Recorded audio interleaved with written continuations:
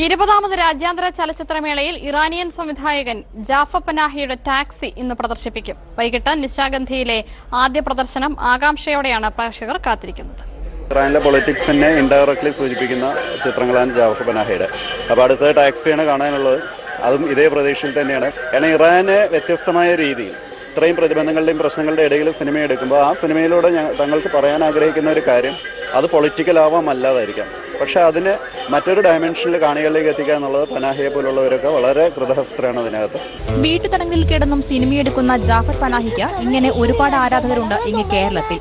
ഇറാനിലെ രാഷ്ട്രീയം കൃത്യമായി ഈ സിനിമകളിലുണ്ട് എന്ന തിരിച്ചറിവാണ് ഇതിന് കാരണം. ഇത്തവണ പനാഹി എത്തുന്നത് ടാക്സി എന്ന സിനിമയുമായാണ്.